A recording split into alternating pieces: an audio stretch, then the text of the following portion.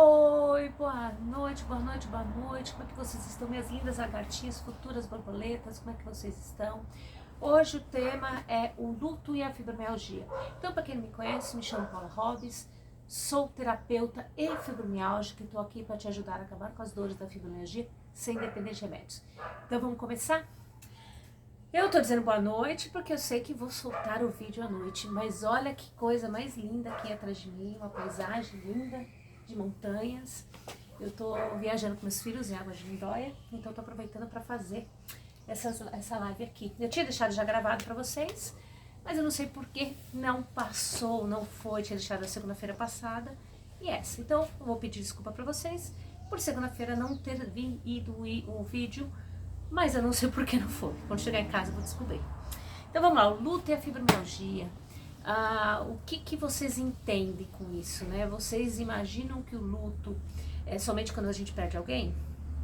Que o luto é quando a gente passa por uma situação onde falece alguém? Não, o luto não é somente sobre isso, tá bom? O luto, ele é muito mais do que isso, e o luto tem uma ligação muito forte com a fibromialgia. É uma das ligações mais fortes que tem com a fibromialgia, é o luto. Então nós vamos entender por quê. Em primeiro lugar, eu peguei para vocês, eu sempre tenho aquela colinha, né, com definições, com coisas assim para ficar mais fácil. O que a gente pode dizer que é o luto, né? O luto é a resposta natural a uma perda significativa. Mas a perda significativa, então, é a perda de alguém? Não necessariamente. Pode ser a perda de uma pessoa, como pode ser a perda da sua vida como era antes, a perda de um trabalho, a perda de um sonho, a perda do seu eu, alguma coisa que criou uma grande transformação na sua vida, aonde você considera isso, não conscientemente falando muitas vezes no subconsciente, como uma perda do seu estado, perda de algo que para você era. Por exemplo, a própria fibromialgia. Você vai perdendo a capacidade, muitas vezes, de exercer as atividades que você exercia antes. Isso é uma perda. E essa perda, para você, é um luto. O diagnóstico de uma doença crônica, como a fibromialgia, é um luto. Porque você entende que você perdeu a sua vida como era. Ainda mais, muitas vezes, como esse diagnóstico é dado. Muitas vezes esse diagnóstico é dado de um modo onde a pessoa já recebe a notícia do médico de que você simplesmente não está com uma doença incurável e vai ter que conviver com a dor pelo resto da sua vida. Então isso é um luto, porque você perde tudo aquilo que você tinha de sonhos, tudo aquilo que você tinha de coisas que você fazia, você entende como uma perda, que você não vai poder fazê-los mais. A sua vida como era, não existe mais, você foi perdendo. Por isso que está tão intimamente ligada com a fibromialgia. E o luto, se ele não for elaborado, se ele não for trabalhado, se ele não for se permitido passar pelo luto, ele piora a fibromialgia. Sendo ele um luto pelo diagnóstico, pela doença, pela perda de um trabalho, pela perda da sua vida, ou sendo luto pela perda de uma pessoa próxima, sendo luto pela perda de uma pessoa que simplesmente era muito importante na sua vida. Por exemplo, uma mãe, um pai, um filho. Isso também gera uma mudança muito grande na sua vida e isso piora a fibromialgia, tá? É engraçado você pensar nisso, mas é pura realidade. A fibromialgia, ela piora a partir do momento que existem coisas que fazem uma mudança muito grande e o nosso cérebro não sabe elaborar isso. Então isso, daí vem a fibromialgia. Então vamos lá, vamos elaborar, conhecer um pouquinho mais sobre o luto, entender um pouquinho mais sobre ele, tá?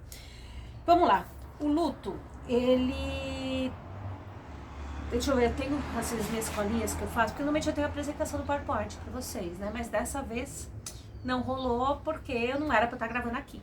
Já tinha deixado gravado ali, né? Então assim, toda vez que você tem um luto, muita gente passa a mão na cabeça, vira e fala, calma, o tempo vai passar, o tempo cura tudo. Então eles vão te tolindo de viver esse luto, de vivenciar esse luto. As pessoas vão titular a sociedade e as pessoas não acham, elas acham realmente que estão te fazendo bem fazendo isso. Calma, não chora, as coisas vão melhorar, tudo vai ficar melhor, tudo vai se acalmar. E muitas vezes na nossa cabeça não é assim. Não é assim, mesmo que conscientemente falando, muitas vezes você esteja enfrentando bem o luto numa boa, no nosso subconsciente o negócio não funciona assim. E o que acontece com isso? Acontece que nós vamos pegando essa dor que nós estamos tendo do luto, esse trauma que nós estamos tendo, e nós estamos internalizando ele e deixando ele lá. Só que uma hora o nosso corpo, ele vai gritar, porque ele está com dor demais. Ele grita como? Em forma de sintomas e, para nós que temos fibromialgia, em forma de dor, de fibronevoeiro, de fadiga extrema, de um distúrbio do sono, uma afasia, uma síndrome do intestino irritável e muitos outros sintomas por aí, né? Então assim, o corpo ele grita e a hora que ele grita, ele não sabe, ele vai onde ele achar e a gente sofre. E daí a gente, além de passar pelo luto que a gente já está passando, a gente já passa pelos sintomas da fibromialgia, passa por uma doença. Então, às vezes a gente teve um luto por causa de uma pessoa querida que morreu, um parente que morreu, uma mãe, muitas vezes, que faleceu. E a gente não trabalhou esse luto, e esse luto veio e trouxe com ele os sintomas da fibromialgia junto. Então, além de você ter a dor do luto efetiva, de perder alguém, você está tendo a dor física de uma doença crônica. Então, olha como é importante a gente trabalhar as nossas emoções, porque essas emoções não internalizam. Olha como é importante a gente desenvolver isso, a gente trabalhar e botar isso para fora, para que isso não internalize e vire uma doença. E muitas vezes, quem tem fibromialgia já internalizou, já trouxe isso, o que fazer, né? Então, vamos primeiro entender o que é o luto? Vamos entender os passos que você deve passar quando você tem um luto, que você deve se permitir passar. Uma grande separação, por exemplo, é um luto. Um divórcio, Nossa, tantas coisas na vida são luto. Então, assim, as pessoas não se permitem passar por isso, elas engolem isso. Engolem em prol dos outros, em prol de achar que de estar dentro da sociedade, seguindo aquele ritmo. E muitas vezes isso não é efetivo. Muitas vezes não, na maior parte das vezes isso não é efetivo. Então vamos trabalhar o que é efetivamente o luto ali, os processos do luto, tá? E eu sempre com as minhas colinhas, né?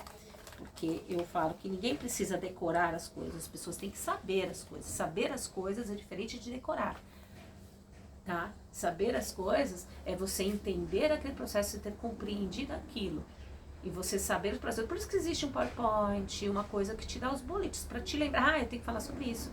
Porque na hora que você está, por exemplo, na frente de uma câmera, ele não é fácil. Porque você, a hora que você está falando para a câmera, você está se expondo de um modo e você fica meio assim, daí você acaba se perdendo um pouco. Tanto que tem pessoas que não conseguem falar na frente de uma câmera por causa disso. Então você sempre coloca as coisas que vão dar a sua luz de todos os temas, né? Tudo que você tem que falar.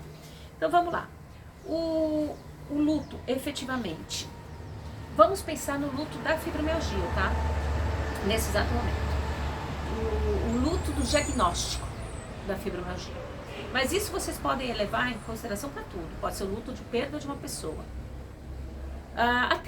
Vamos falar da perda de uma pessoa. Muita gente tem fibromialgia porque perdeu alguém e não soube encarar o luto direito. Então vamos lá, perda de uma pessoa. Quando a gente fala da perda de uma pessoa, Para algumas pessoas, você tem uma mãe, por exemplo, você tem uma mãe que era muito querida sua, muito próxima, aquela pessoa que você amava demais, aquela pessoa que era tudo na sua vida. Poderia estar doente, não podia estar doente, mas vamos dizer que ela já estivesse doente. Para algumas pessoas, esse falecimento, ele pode ser libertador. Ele pode ser libertador. Eu vou dizer uma coisa, eu vou usar minha história de vida, para acho que vai ser mais fácil, mais autêntico. A minha história de vida em relação a isso. A morte do meu pai. A morte do meu pai, ele foi para mim muito triste, foi muito difícil, mas foi libertador. E por que foi libertador? Porque meu pai era alcoólatra. Então eu via uma situação de que, só que na época eu não tinha toda essa noção, eu não tinha trabalhado tudo isso, na época foi muito difícil. Só que eu vejo que na época, se ele tivesse continuado vivo, do jeito que ele estava levando a vida, a gente ia sofrer muito com ele, porque ele tinha 43, pra vocês terem noção, ele morreu com 43 anos de alcoolismo, é muito novo, de cirrose hepática alcoólica. Olha como ele tinha se degradado. Ele tinha sido diretor de uma Kodak, onde ganhava muito bem, e morreu nos fundos de uma padaria, dormindo com os ratos, por causa do álcool, do alcoolismo. Então, se ele, em tão pouco tempo, ele transformou a vida dele nisso, saiu de um auge, de um diretor, onde na época que diretor valia muito, o salário dele era muito alto, e para morrer nos fundos de uma padaria, dormindo com os ratos ali, daí você olha e fala, como ele degradou, o que ele não fazia e levava a família? Então, foi libertador, porque ele trouxe a paz e a calma que precisava, apesar do sofrimento dele ter ido. Ele ter ido embora, para mim, foi uma dor muito grande. Eu era muito próxima do meu pai. Eu era tão próxima que a cirrose hepática alcoólica, a pessoa, ela é como se o fígado, eu tô falando de um modo sempre muito mais simples, né, do que realmente é, mas como se o fígado se dissolvesse e ela até vomita o fígado dela. Não é bem isso, mas é como se fosse, mais ou menos assim. Ele entra lá em falência total, ele degenera e a pessoa acaba vomitando. Então ele vomita muito sangue. Nesse dia que ele faleceu, vocês verem a proximidade que eu tinha dele, eu não sabia que ele ia falecer, ninguém sabia. Eu tive sangramento no nariz durante o dia inteirinho e eu cismei que eu tinha que visitá-lo naquele dia na padaria. Eu ia sempre visitar, eu era muito próxima dele. Ele fazia inclusive aniversário no dia 3 de outubro e no dia 1º de outubro, né? Então a gente tinha até isso de proximidade. E eu peguei o metrô, eu morava no Jabaquara, ele na Santa Cecília, não sei, para quem conhece São Paulo vai entender, é longe. Então eu tinha que pegar várias estações de metrô. E eu parei quase todas as estações, eu parava para ser atendida pela enfermaria, porque eu estava tendo sangramento nasal. Eu estava tendo sangramento, e não parava esse sangramento. E eu ia todo o caminho, quase todas as estações, e foram muitas estações, demorei horas para conseguir chegar na padaria onde meu pai estava. E nesse período todo, eu estava sofrendo com aquele sangramento. Quando eu cheguei lá, o meu pai, a gente almoçou junto, eu lembro até hoje o que ele comeu, nós fomos numa churrascaria, aquela melhor antes da piora, né? Nós fomos numa churrascaria que a gente não ia há muito tempo, porque há muito tempo ele não tinha mais energia, ele já não fazia mais as coisas, ele já estava assim, muito debilitado. Eu lembro que a gente comeu, ele gosta de carne, ele gostava muito de salada de agrião. A gente comeu a salada de agrião dele, a gente conversou, teve algumas coisas que foram faladas, não sei o que, eu lembro disso. Daí eu fui pra casa e à noite a gente recebeu a notícia que ele começou a passar mal e foi internado. Daí com toda a história da família, com todo aquele conceito ali de meus pais eram separados, a família dele era uma família complicada, internaram ele como dirigente no Hospital das Clínicas. Então, o fim, ele morreu no corredor do Hospital das Clínicas, porque a gente não podia nem pedir a transferência dele para outro lugar, porque ele não aguentaria ser mexido. E a gente estava tentando, ele tinha que ser tratado antes de ser transferido para qualquer lugar. Em resumo, ele acabou morrendo no corredor de um hospital para quem foi diretor de uma empresa. Então, isso para mim, mesmo que eu tivesse encarado de um modo simples para as pessoas, para mim foi uma dor muito grande, foi muito difícil esse luto. Só que qual que era a postura, né? Qual que era a postura disso? É dizer que o tempo passa. O tempo cura isso. E a minha mãe, como os dois separados, minha mãe nunca se deu bem com ele, minha mãe nunca permitiu muito que a gente chorasse, que a gente passasse pelo luto. Ela não permitiu que a gente tivesse isso. Eu tinha 14 anos na época. Era para eu continuar a vida. Era para eu continuar a fazer as coisas, não para ele. Morreu, seu pai morreu, seu pai... Não... Então, assim, era uma situação complicada. Então, eu não tive o direito a ter o luto dele. Apesar de ver como foi libertador, porque eu via ele sofrendo, eu também tive o luto. Para algumas pessoas não é libertador. Para algumas pessoas é como se fosse uma sentença de morte. A pessoa morre junto com a outra. Então, para muita gente acha que a pessoa que passou por isso, o luto dela é maior do que o luto do outro que se sentiu como libertador. Não, não é. São só modos de encarar diferente. Modos de como a pessoa passou por aquilo diferente. Eu recebi um relato semana passada de uma pessoa que começou a ter fibromialgia depois da morte da mãe. E ela ficou 1 ano de cama com depressão por causa da morte da mãe. Para ela, a morte da mãe era uma sentença de morte. Ela morreu junto com a mãe ali. Para ela está morrendo junto. Então ela não soube elaborar o luto e para ela morrendo. Para mim, a hora que meu pai morreu foi libertador, porque eu via a situação dele. Quando uma pessoa tem, por exemplo, um ente querido que está com câncer, ele está sofrendo muito, pode ser libertador também. Mas não quer dizer que essa pessoa não sofra. Não quer dizer que essa pessoa não tem que elaborar o luto. Então isso tem que se entender. E o diagnóstico da fibromialgia? Para muita gente isso é um diagnóstico de sentença de morte. Eu tô com uma doença crônica, eu vou morrer. Acabou minha vida. E para outros é libertador saber qual é o diagnóstico. Ah, então agora eu sei por que eu tenho essa dor. Agora eu sei porque eu tenho esses sintomas.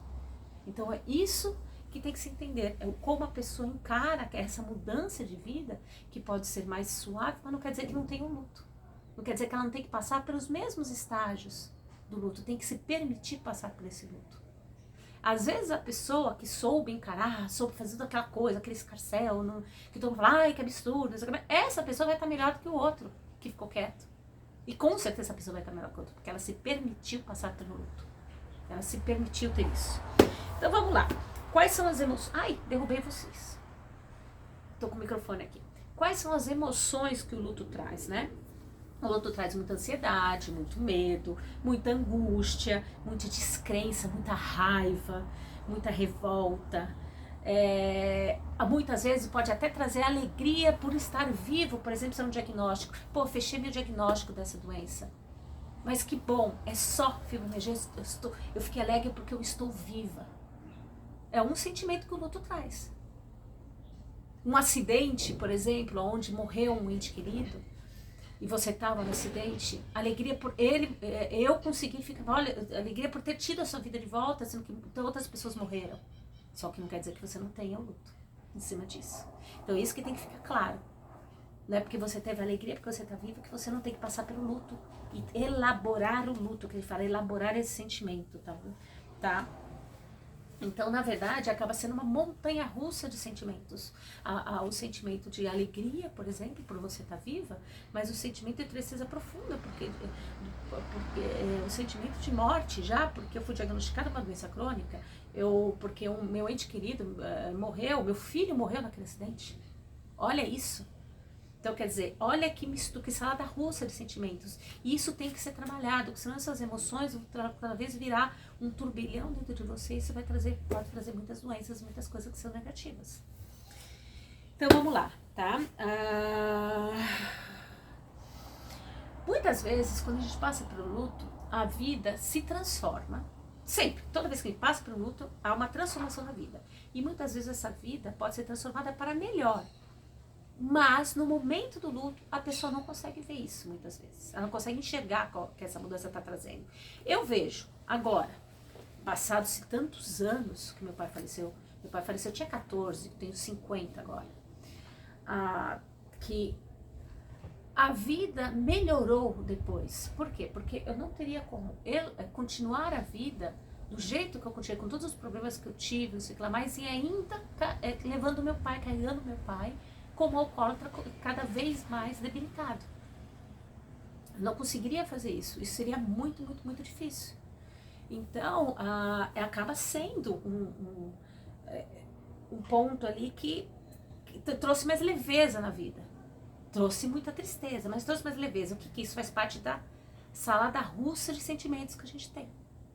Então a gente tem que elaborar isso daí. Então vamos lá.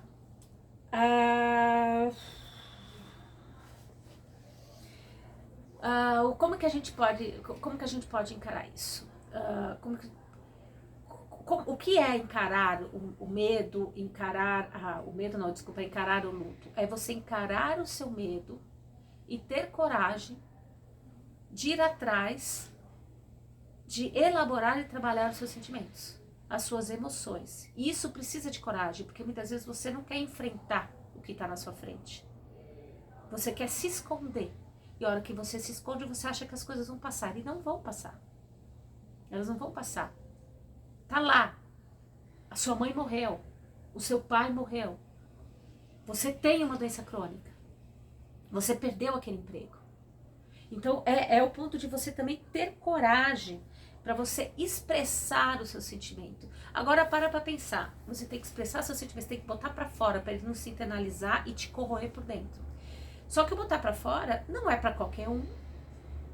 Você não vai botar fora para qualquer um, você vai botar para pessoas de confiança, você vai procurar posições e coisas que sejam confortáveis, que sejam confiantes, coisas que façam bem para você, situações de fácil. Você não vai se pôr no meio de pessoas que vão te menosprezar por causa disso.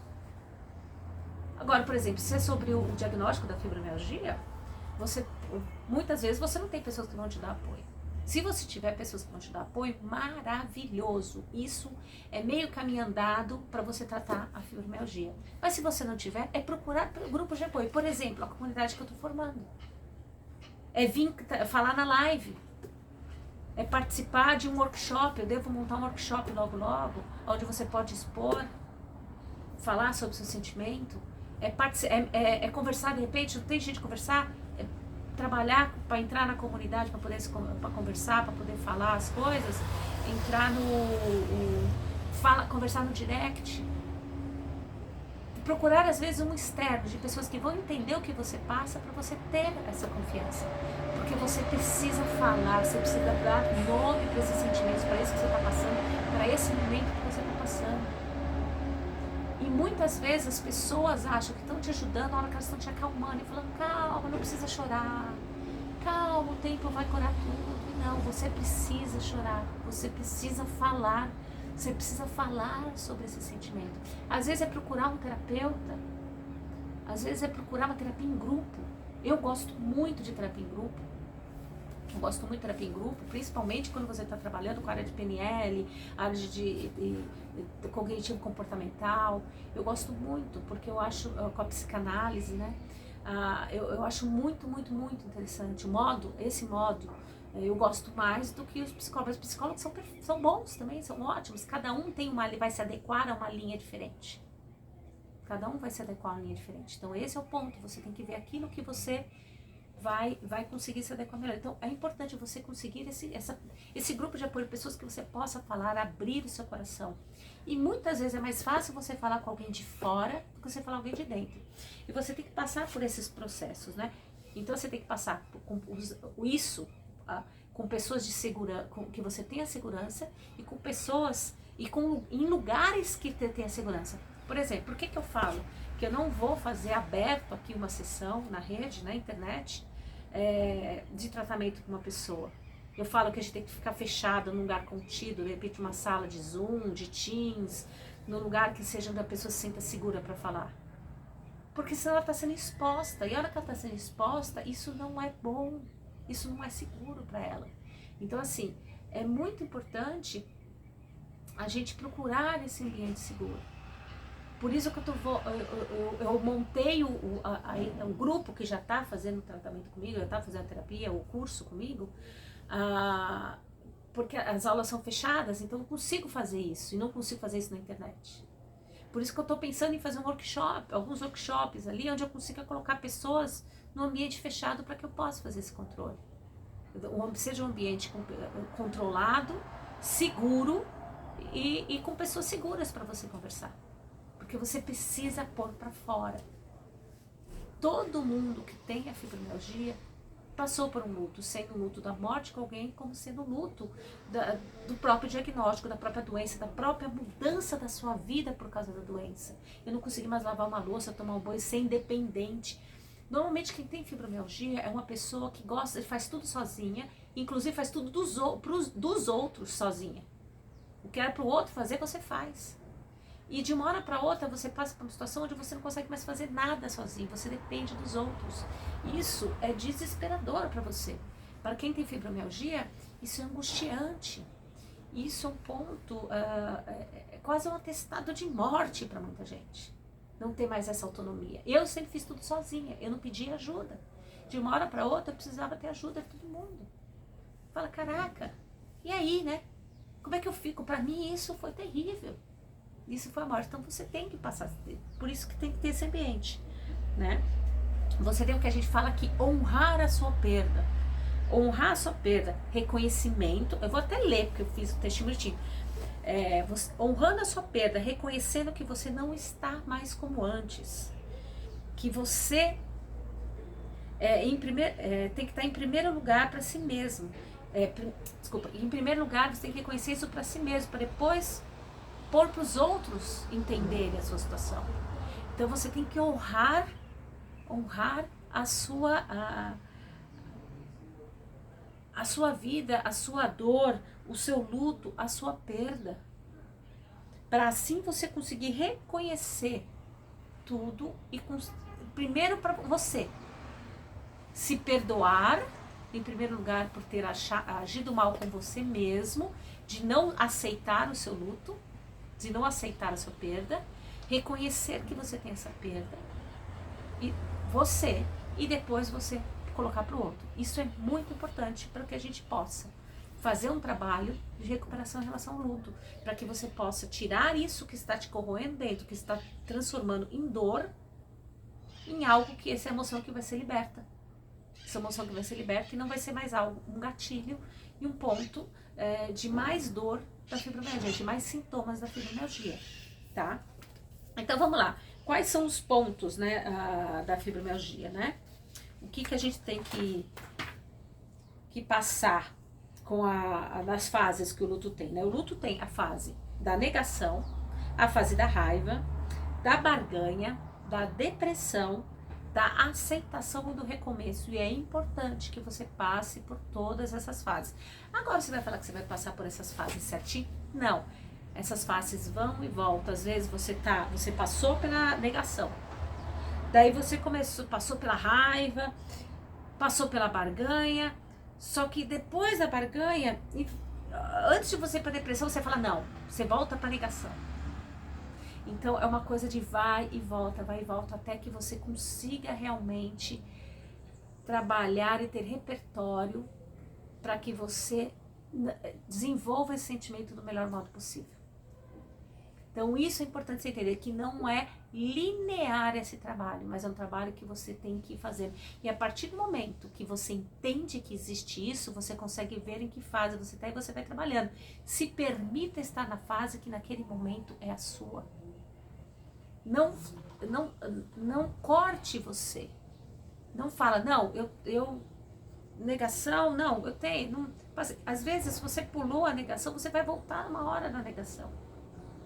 Você vai voltar uma hora na negação. Falar, não tenho mais isso. Não tenho. Não é. Você tem que passar toda essa fase. Quando é o luto a perda de uma pessoa, ele é tão devastador quanto qualquer outro, talvez até mais devastador. Só que a negação, ela dificilmente você volta para a negação, porque é mais difícil você negar algo que você não tem mais contato com a pessoa. Mas quando há um diagnóstico de uma doença, você volta a dizer, eu não tenho essa doença. E volta, você tem uma pequena melhora e você fala, eu não tenho essa doença. Daí você nega, eu não tenho essa doença. E daí você começa a agir do jeito que você agia antes para tudo. O que acontece? Você piora de novo, você volta a ter a doença mais forte. Em vez de você ter uma melhora crescente, você vai retroagir e voltar tudo de estaca zero. Porque você simplesmente voltou para o passo da negação. Você não conseguiu chegar no passo da aceitação. Você foi. Então, é importante passar por isso, tá? Então, assim, a negação é primeiro você dizer, não, eu não acredito que eu tenho isso, eu não tenho isso, eu não tenho, eu não tô passando por isso, vai, não morreu outra pessoa, e você vai. Muitas vezes, eu imagino, tá? Não tem como eu ter certeza, porque eu não fui terapeuta dessa pessoa, mas essa pessoa que ficou de um ano de cama ali, eu imagino que pra ela, o período da negação foi enorme. Porque ela não queria sair da cama, por quê? Pra ela não ver a realidade, de que a outra pessoa não estava junto. Ela simplesmente, ela devia ficar entre passos da negação, da raiva, da barganha e da depressão. Ela ficava ali. E ela ia e voltava, ia e voltava, ia e voltava naquele ciclo, porque ela simplesmente conseguia passar por isso. Ela não conseguia desenvolver isso. Então ela não saía da cama. A partir do momento que ela não saía da cama, ela não passava pela realidade. Ela não passava pela realidade, ela negava a realidade. Por isso ela não saía da cama. Por isso a depressão para ela foi muito profunda. Vamos entender o seguinte, a depressão na dor do luto, né? A depressão, são duas coisas diferentes. Existe a tristeza do luto, que é uma depressão, a depressão do luto, é uma tristeza. Mas ela é diferente da depressão clínica. Essa tristeza grande, que é a depressão do luto, ela tem um motivo para existir. Ela tem um motivo, ela tem todo um ser que tem que ser elaborado e trabalhado essa emoção. Diferente da clínica. A clínica, muitas vezes, a depressão não tem não estou menosprezando, por favor, é o que eu sempre digo, o sentimento, a dor de cada um, só a pessoa sabe o que é, dor até mental, tá? Mas muitas vezes a pessoa não tem algo tão palpável como é do luto da perda de alguém, por exemplo, de um diagnóstico. Então, ela é diferente, o perfil. Então, essa depressão do luto é uma depressão que tem que ser trabalhada para que ela não vire uma depressão clínica. Essa pessoa com um ano de cama, ela transformou o luto, ela não elaborou o luto em nenhum ponto disso.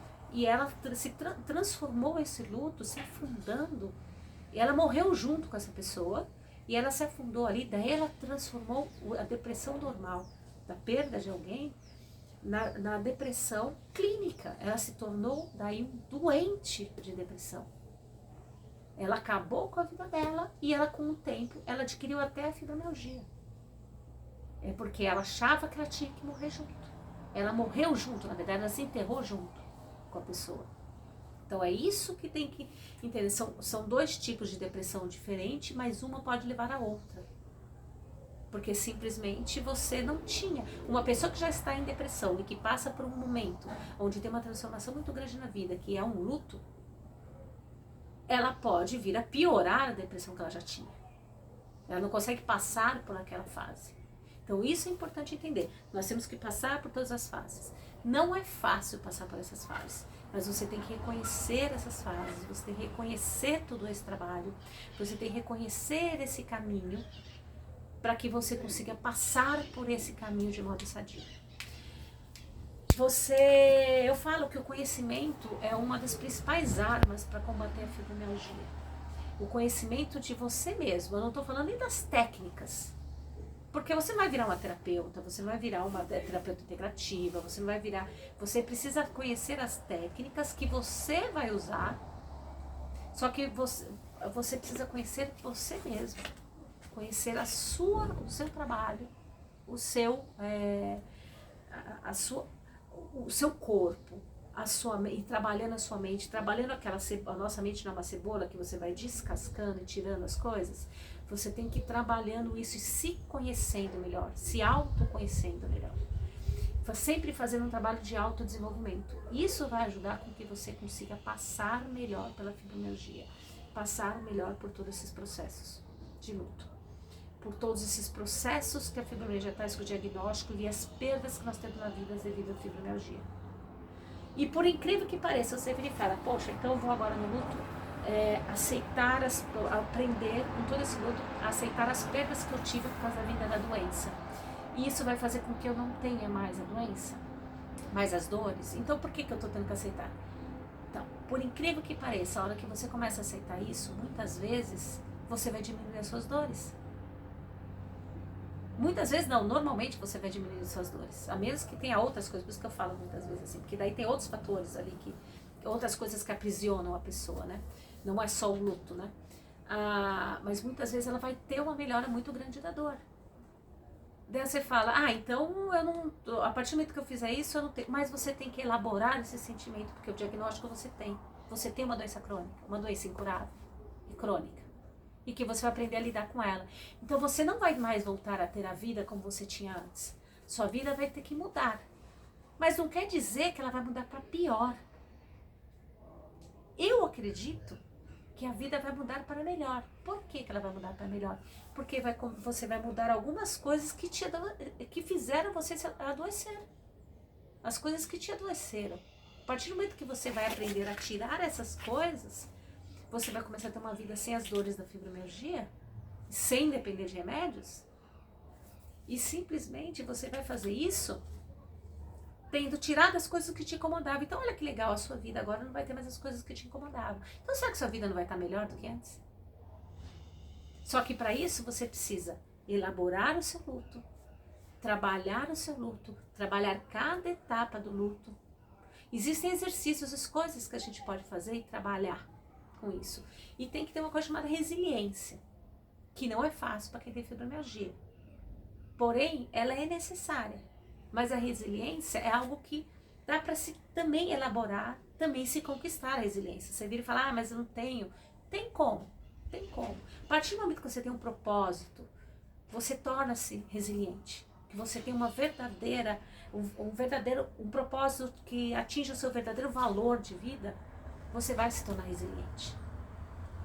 Por isso que é importante todo um trabalho em conjunto, um trabalho onde você trabalha o seu corpo como um todo, uma visão de corpo, mente e espírito. Lembrando que espírito não tem nada a ver com religião, é a sua parte espiritual, a sua parte interior. Então assim, é isso que você tem, é um conjunto, é um trabalho completo nisso que vai. E a elaboração do luto é um dos pontos principais que você tem que fazer. Eu vou te convidar para você escrever aqui e deixar aqui no YouTube. Você vir, em primeiro lugar, venha, se inscreva. Eu quero muito fazer esse canal crescer, eu quero muito fazer esse canal desenvolver. Eu acho que eu quero ajudar o maior número de pessoas possíveis. Esse é o meu propósito de vida, a hora que eu troquei a minha profissão de arquitetura e me tornei terapeuta, exatamente para ajudar pessoas que têm o que eu tenho, que é a fibromialgia, mas eu consegui estar como eu estou. Como uma pessoa, um hate falou para mim, você não tem fibromialgia porque você faz um monte de coisa, só quem tem fibromialgia sabe como é. Eu sei como é, eu tenho fibromialgia.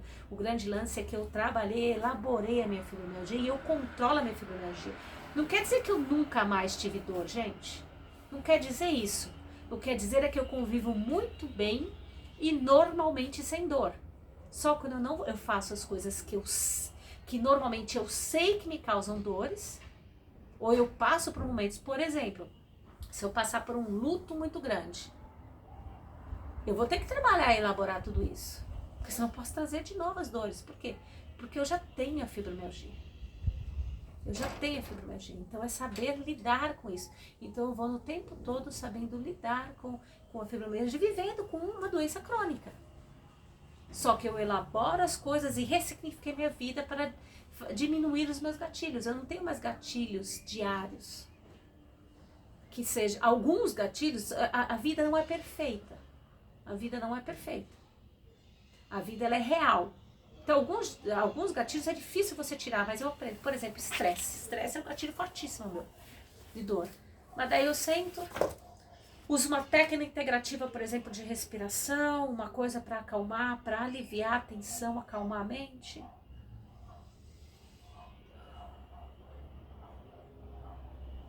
E passo por esse estresse ali, daí eu vou ensinar, eu vou ver se eu marco alguns dias de aula ali. E daí você vai se acalma, eu acalmo a mente, acalmo os níveis de cortisol que teve daquele estresse, diminuo isso, conseguindo me acalmar. Daí esse gatilho meu, eu diminuí esse gatilho. Então eu não permiti que ele gerasse a dor. Então eu vou e resolvo. Eu estava em Brasília, acho que eu contei isso pra vocês um dia em live. Eu estava em Brasília e perdi meu celular. E eu fiquei numa situação bem complicada, porque o celular da gente tem tudo, né? Perdi não. Foi meio que, tipo, perderam por mim, né? Daí todo mundo, ai, Paula, você tá nervosa? Eu falei, não. Como não tá nervosa? Você perdeu o celular? Eu falei, gente, adianta eu ficar arrancando meus cabelos nervosos? O celular vai voltar? Não. Então vamos encarar de um modo diferente a vida? Vamos encarar de um jeito mais fácil a vida? Não de um jeito aonde você possa... eu não tenho como resolver. Quando é algo que eu posso resolver, ótimo. Eu não tinha como resolver aquilo. O que adiantava? Mas isso vem do quê? De você aprender a lidar com isso. Lidar com esse sentimento do estresse. Então eu fui, respirei, me acalmei.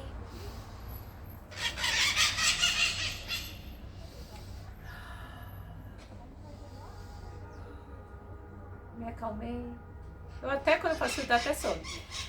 Eu acalmei, porque eu faço muito isso pra dormir. Pra dormir bem. Eu me acalmei e fui, pronto. Depois eu vou comprar outro celular. Paciência. Vou acionar o seguro, o que quer que seja. Então a gente encarar de outro modo. A gente encarar de outro jeito. Encarar que a minha vida mudou. Eu tive o luto do diagnóstico, eu tenho artrose, eu não posso fazer tudo que eu quero. Eu adoraria participar de uma maratona. Sempre foi um sonho da minha vida, mas eu tenho artrose desde os 18 anos. Sempre foi um sonho da minha vida que eu não consigo. Então eu tenho que encarar essa doença, passar pelo luto dela e encarar que minha vida mudou. Mas tem outras coisas positivas que vêm. Por exemplo, no lance da artrose, eu ando de bicicleta. Com a artrose você consegue andar de bicicleta. Você não consegue subir dessa escada direito, mas você consegue andar de bicicleta. Você tem outras coisas positivas. E eu até brinco também com outras coisas. Olha, que legal, eu tenho direito a comprar um carro com desconto. Então assim, eu sei que eu preferia ter um joelho normal, não comprar um carro com desconto. Mas já que eu não tenho, poxa, fui no show do Yuncha, que eu fui lá e eu tava na fila do PCD, e fiquei sentada numa cadeira no show, sendo que as pessoas não estavam na cadeira. Então assim, é você tentar, são coisas bobas que eu falei aqui, mas é uma verdade, você tentar ver as coisas, encarar que a vida mudou, mas mudou diferente. Então eu encarei, eu não vou ter uma casa com 500 escadas, eu vou ter uma casa térrea, eu vou morar num apartamento, de repente, num apartamento onde seja térrea. Então eu vou ter coisas diferentes que vou adequar a minha vida com essa transformação. Eu não vou gerar mais um estresse por causa disso. Então assim, o passar pelo luto, primeiro você vai passar pela negação, depois você vai passar pela... Eu vou até não falar besteira, vou pegar meu negocinho aqui para não errar. Você vai passar pelo luto, você vai passar pela raiva. Gente, na hora que você tem a raiva, você começa a brigar com todo mundo. Você começa a brigar. E quem sofre? Normalmente quem está ao nosso lado. Os médicos. Você tem raiva, eu não quero fazer isso, você fica com raiva, você sai xingando. E você xingar, você não resolve. Você não resolve as coisas. Então é algo que você tem que entender que não tem, não dá essa solução. Você ter a raiva, porém você tem que se permitir ter a raiva.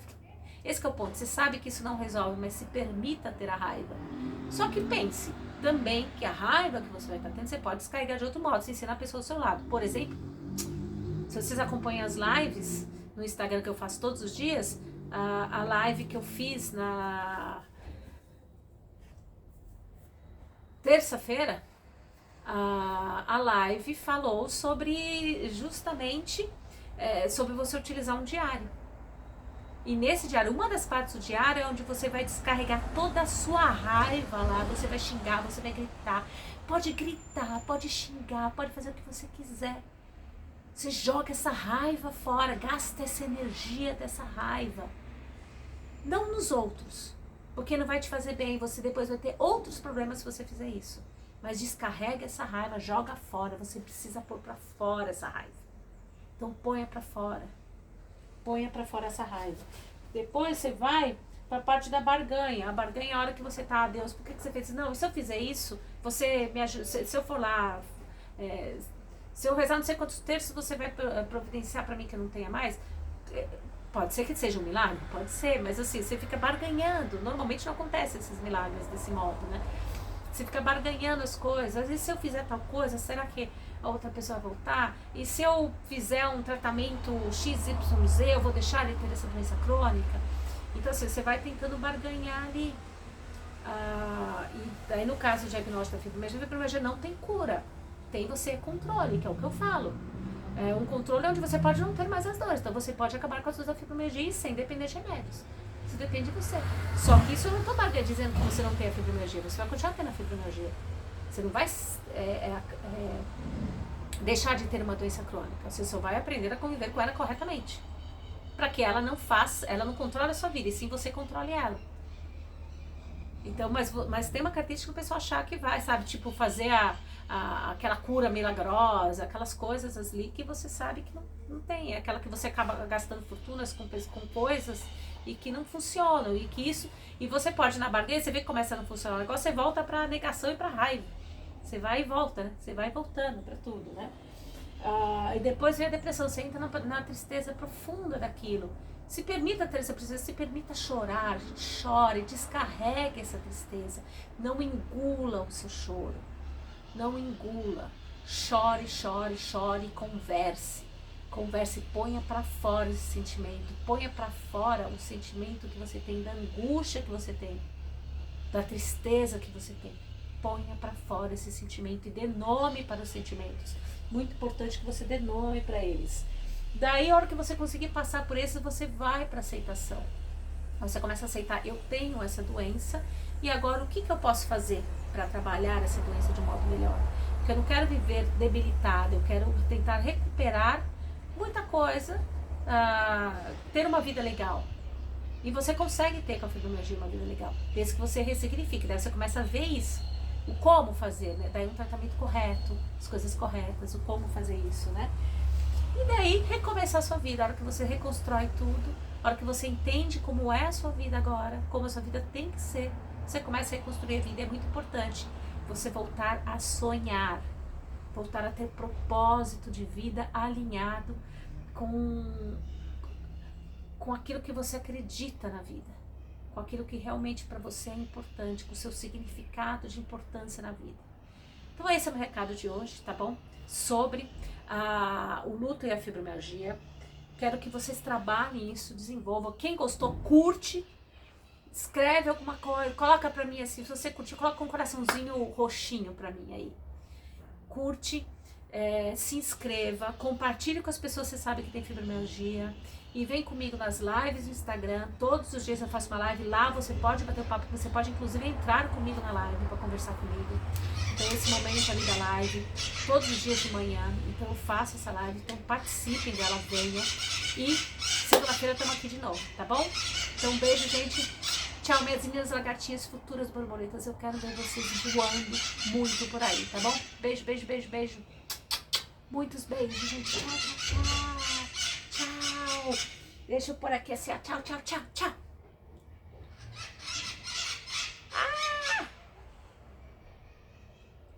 Vou ter que ir até aí desligar. Tchau, gente.